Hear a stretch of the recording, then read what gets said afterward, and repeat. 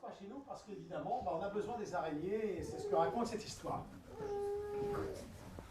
Il y a très très longtemps, en fait, une grand-mère travaille dans son tipi, elle s'occupe de ses petits-enfants, quand tout d'un coup, il y a des gouttes qui tombent dans le feu. Alors la grand-mère est très étonnée parce qu'elle sait que dehors il fait une chaleur épouvantable, le ciel est bleu, elle ne comprend pas d'où viennent ces gouttes d'eau. Alors elle écarte les morceaux de viande, et elle voit entre deux perches du tipi une grosse toile d'araignée avec une araignée qui est en train de pleurer. Et c'est ses larmes qui tombent dans le feu. Alors la grand-mère demande à la petite araignée, mais pourquoi tu pleures aujourd'hui? Qu'est-ce qui t'arrive? Et la petite araignée répond, je pleure grand-mère parce que les enfants, les petits-enfants, passent leur temps à essayer de nous écraser. Alors que nous, on essaye simplement de faire des toiles pour pas que les mouches rentrent dans le tipi, les moustiques, pour vous protéger. Et en récompense, on essaye de nous écraser.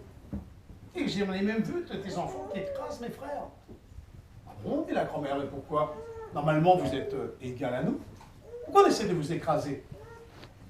Et le petit araignée répond, tu sais, grand-mère, le Créateur nous a fait laide. Et on fait peur. Comment le Créateur vous a fait laide?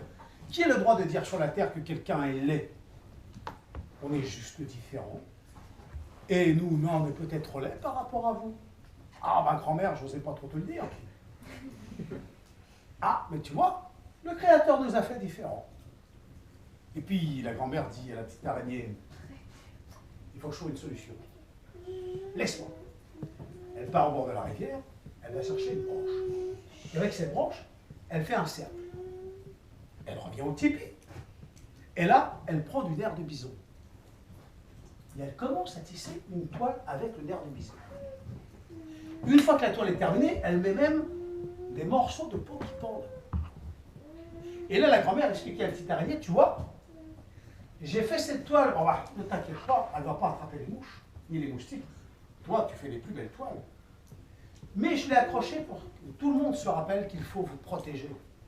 Comme tous les animaux qui sont sur cette terre, que le Créateur a mis sur cette terre. Mais, pour être sûr qu'elle soit accrochée, je vais essayer de lui donner un pouvoir magique.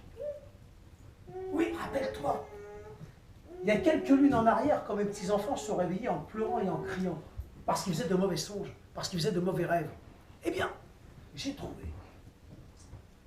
À chaque fois que quelqu'un va dormir sous cette toile, le pouvoir que je vais donner maintenant à cette toile, c'est que dès que ses yeux seront fermés, tous les rêves seront aspirés par la toile. Tous les rêves. Les mauvais rêves comme les jolis rêves. Mais les mauvais rêves resteront bloqués à l'intérieur de la toile, alors que les jolis rêves, eux, repasseront de l'autre côté, redescendront par les lanières et reviendront dans l'esprit de chaque personne qui dort. Et c'est ainsi que depuis des milliers d'années, quand on dort sur cette toile, on ne fait jamais de cauchemar. Et le matin, quand le soleil se lève, les rayons du soleil passent par la cheminée du tipi et ils viennent brûler tous les cauchemars qui sont à l'intérieur de la toile. Voilà l'histoire des capteurs de rêve.